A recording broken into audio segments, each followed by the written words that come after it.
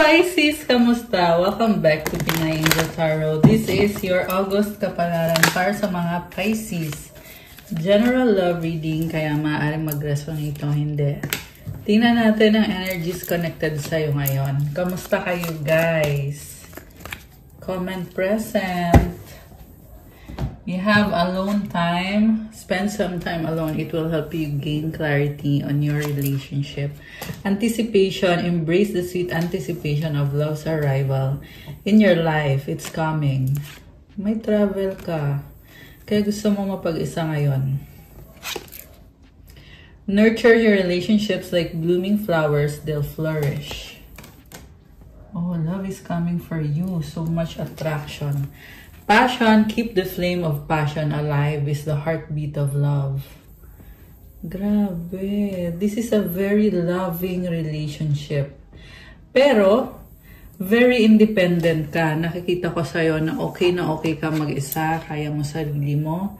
But then, there is also this person na hinihintay mo at nagkikare ka sa taong to and you love each other. Ayan. So, ano pa bang nangyayari dito? Ano pa ba ang mga mensahe para kay Pisces? Tingnan natin.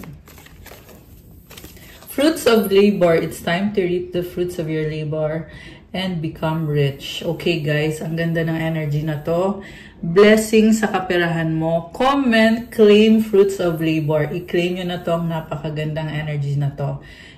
Pinaghirapan mo to kaya deserve mo na magkaroon ng blessings. Limitations, fear and doubt, limit freedom of action, let go of your worries. Okay, i-let go mo yung mga negative thinking mo. Yan lang yung humahadlang sa'yo ngayon. Kasi may wealth na paparating, you are moving towards real wealth and prosperity. Keep up the good work. So, you are doing well. Huwag kang matakot. Wisdom, insight into the nature of physical objects gives you foresight. Use your best judgment. Alam mo, ang lakas ng intuition mo ngayon. Okay, ito tumalon. You have fast changes, pero nag-reverse.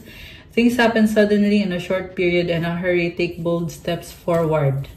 May malaking pagbabago coming towards you, connected sa blessings, sa finances mo, and huwag kang matakot, okay? Sa bottom of the deck, we have love affair. Don't lose your mind. Beware, love affairs at work rarely and well. Mukhang hindi mo to alam na someone is cheating on you or hindi maganda yung energy nitong taong to. Opportunity, new job opportunities, change of workplace or business trip. Change is coming just in time. Ayan, merong travel kayo, guys. Also, may love affair and this is someone na madumi. Hindi kayo bagay. So, hayaan mo na yung taong yan na nanloko sa'yo or nag-cheat sa'yo. Okay? Pero tingnan natin from the tarot, ano bang nangyayari dito kay Pisces? Nangyayari kay Pisces. Okay. At sa taong kadil mo. Tingnan natin Ano bang mga energies connected sa'yo ngayon? Ano bang mga energies connected kay Pisces?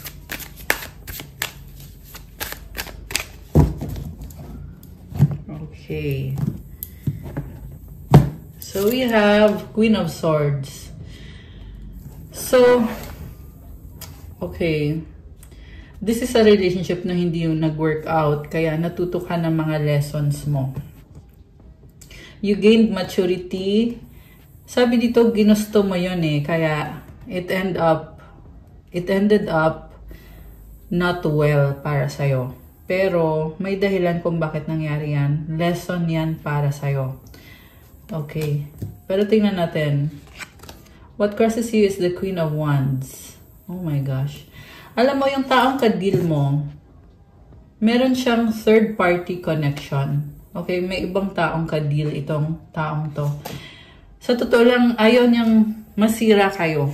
Mahal ka niya. At nakikita ko luhaan.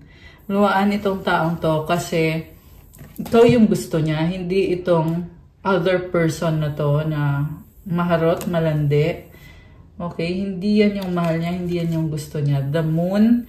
So may mga sikreto, sinikreto sa'yo, tinago sa'yo yung katotohanan.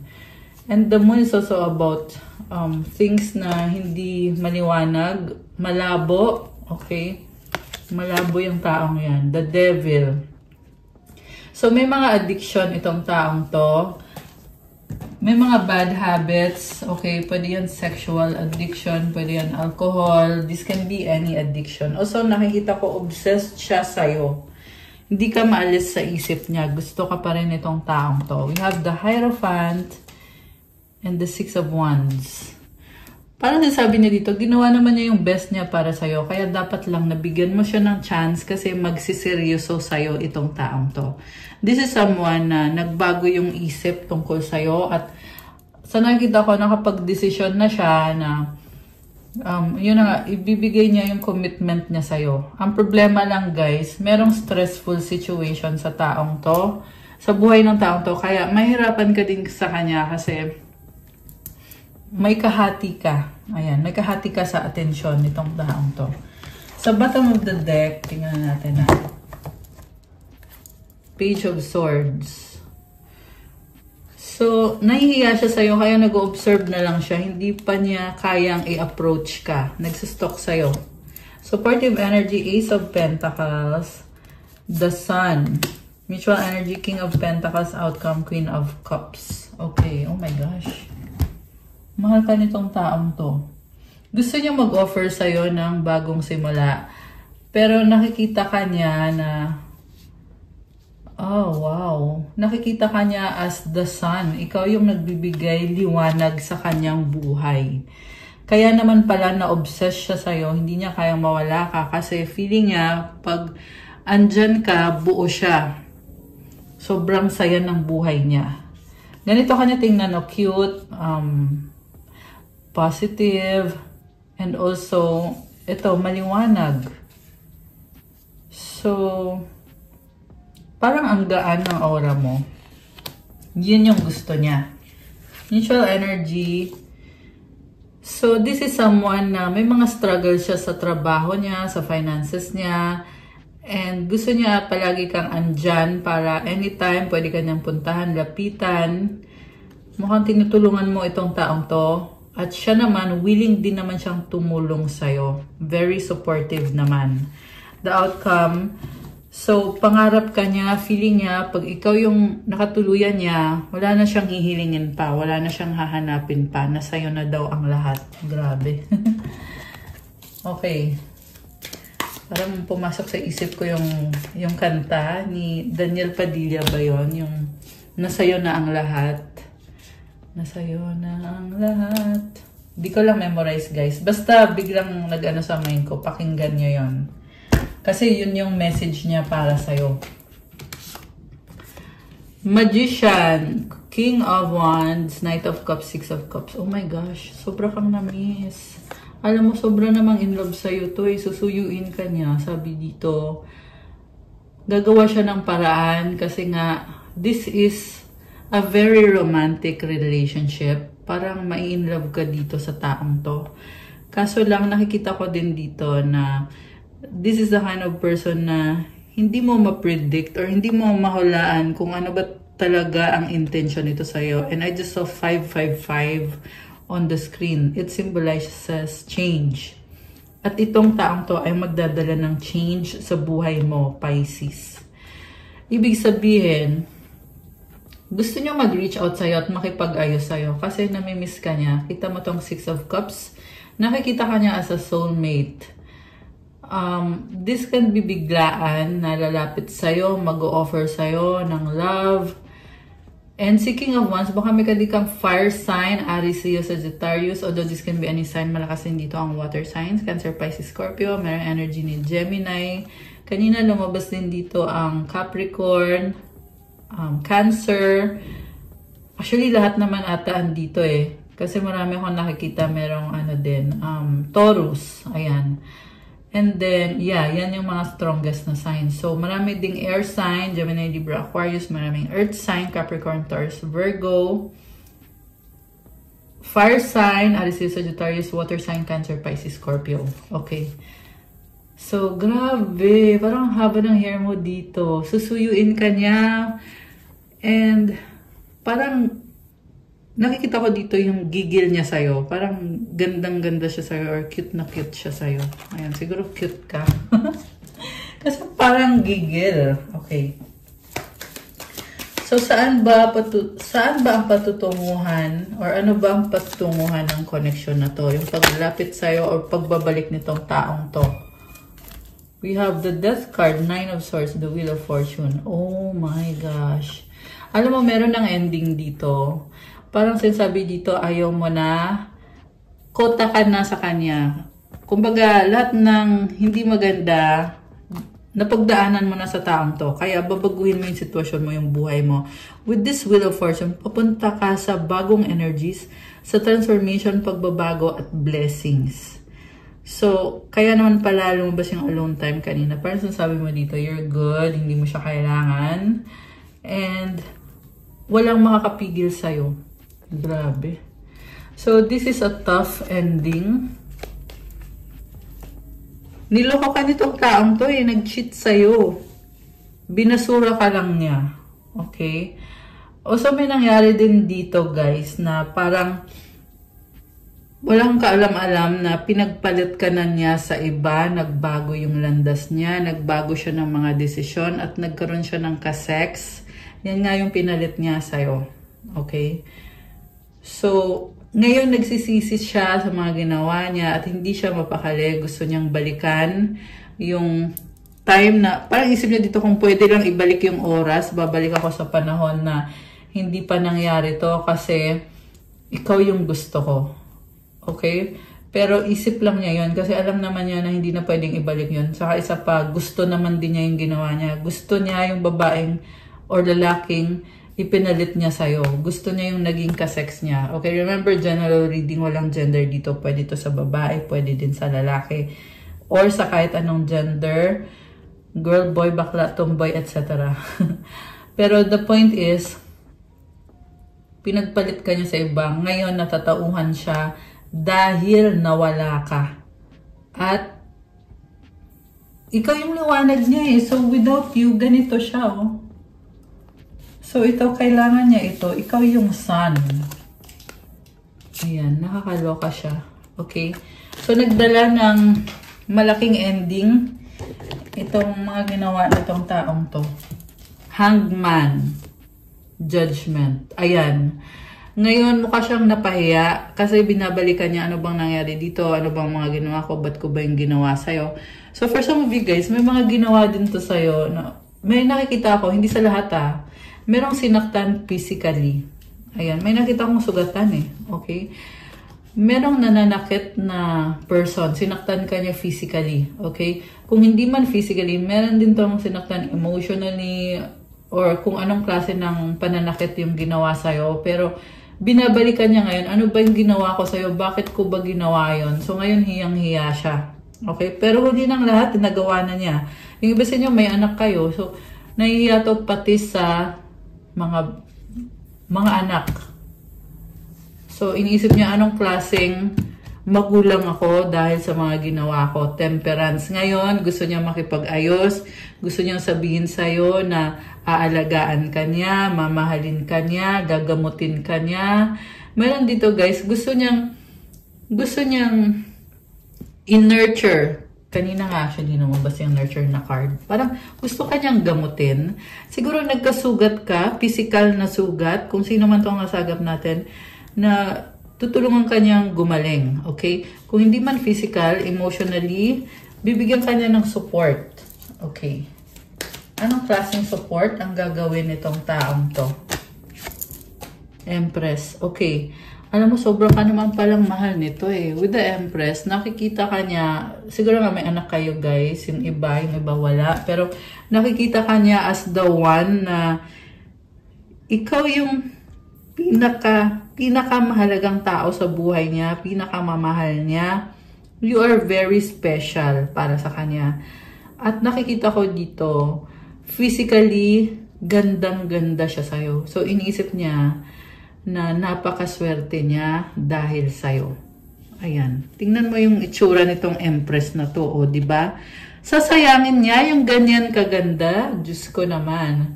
Remember, pwede to sa lalaki, pwede sa babae, kahit anong gender. Pero, yun na nga yung sinasabi ko. Gusto niya, the way you look physically, you are very attractive. So, hindi ka niya kayang pakawalan. Okay? The Empress is also someone who has abundance sa buhay. Kung baga, wala na siyang hahanapin pa na sa'yo na ang lahat. Ayun na naman, Daniel Padilla na naman. Oh, 1, 2, 3, 4 in the numbers on the screen. Lumabas ngayon, okay? So, yun na nga. Bakit puro Daniel Padilla yung naririnig natin dito? Kasi, ayun nasa'yo na ang lahat. Yung kanta, pakinggan nyo nga yan guys, yung song na yon. Resonate ka dun. Parang gusto ka niyang suyuin, gusto ka niyang kantahan ng mga songs na ganon, para lang ma-feel mo na totoo na minamahal ka nitong taong to at may pagsisisi siya sa mga naging asal niya, naging ugali niya towards you. 9 of Cups, may umiinom dito guys. Siguro nga naglalasing tong taong to. Or this can also be someone na may addiction sa alak. Meron din siyang pinapakinggan. So, siguro parang nakikinig sa advice. May ganun Siguro nanonood ng tarot at nakikinig kung ano yung advice para sa kanya. And itong person na to, mahilig siyang mag-party-party. Alam mo yung parang wala lang. Okay. So, tingnan pa natin yung energies. 2 of Pentacles. Binabalansa niya, ano bang gagawin ko? May nakita ko dito na may dalawang partner. Okay? So, iniisip niya ito or ito. So, sino sa dalawa? Okay.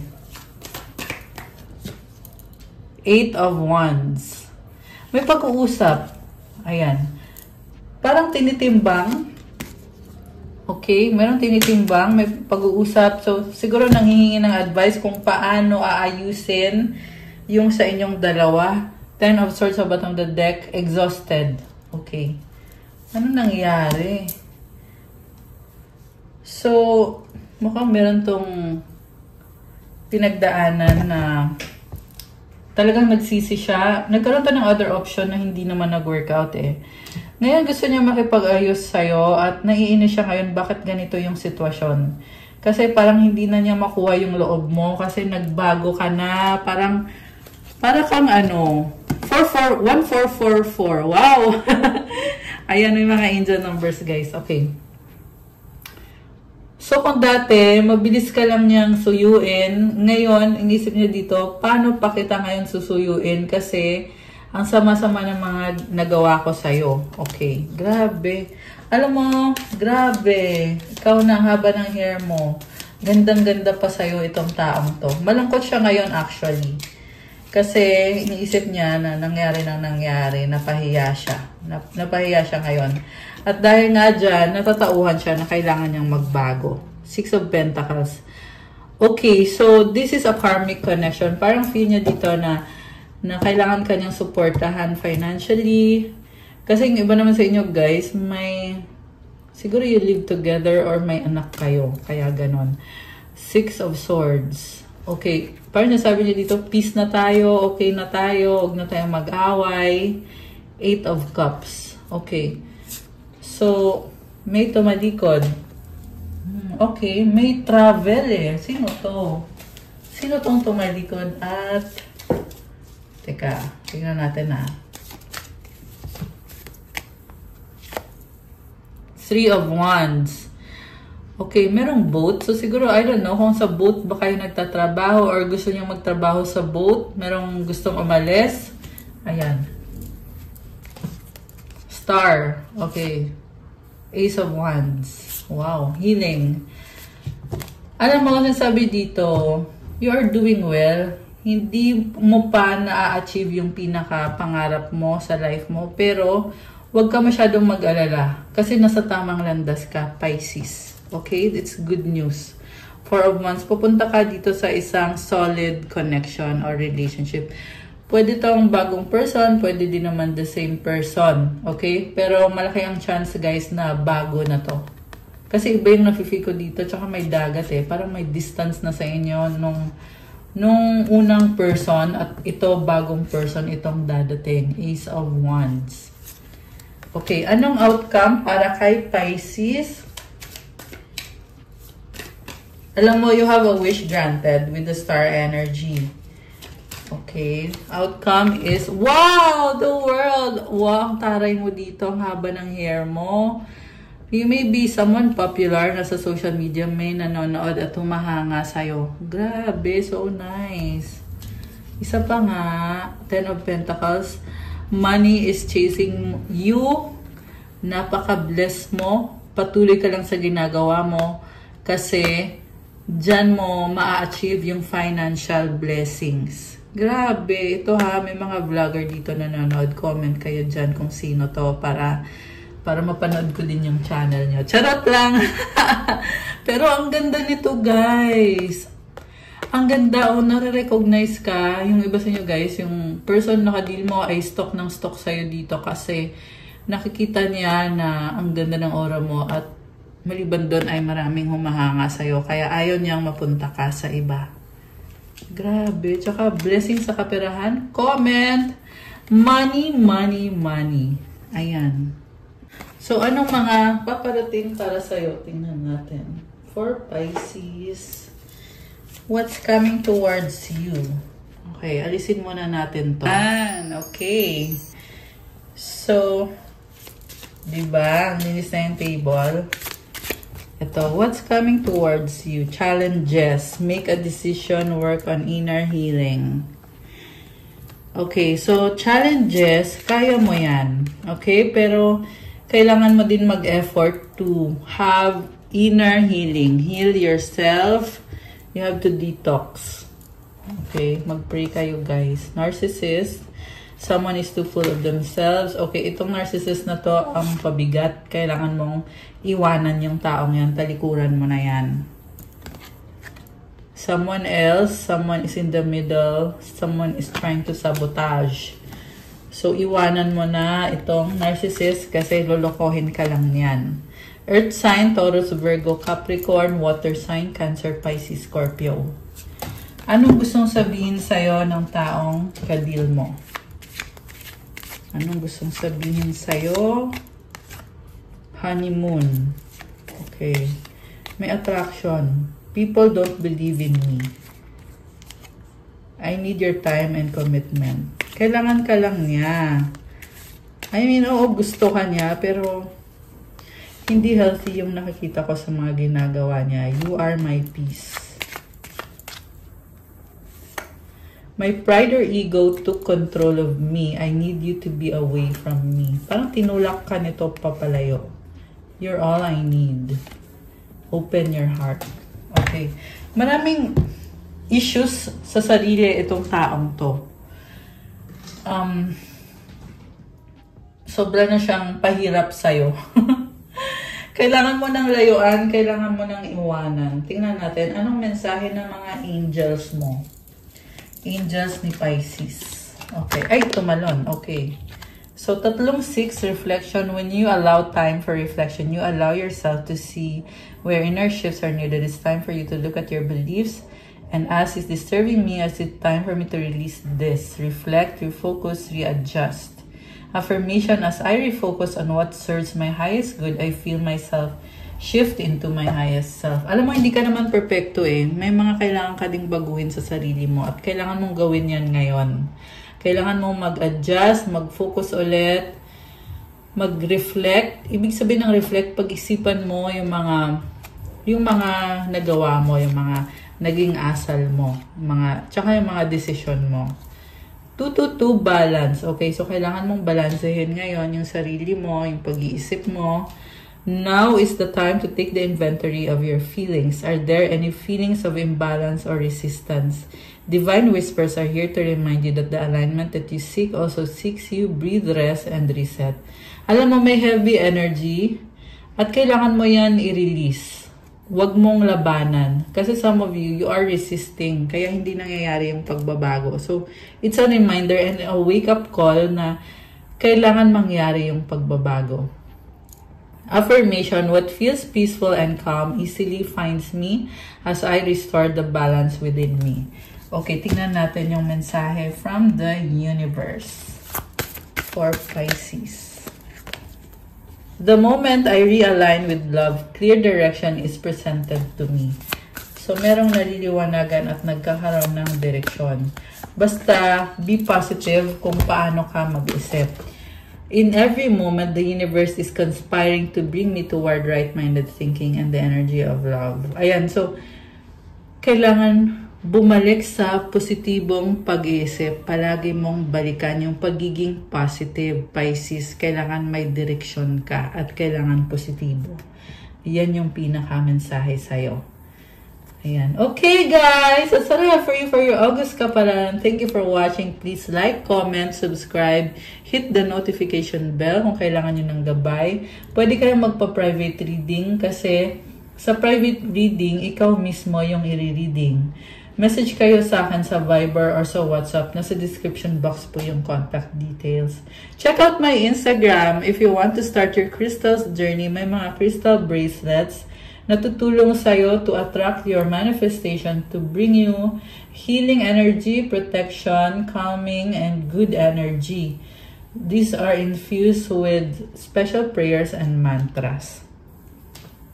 Thank you, Pisces. Have a good day. God bless you. Stay safe. See you again soon. Love you guys. Bye!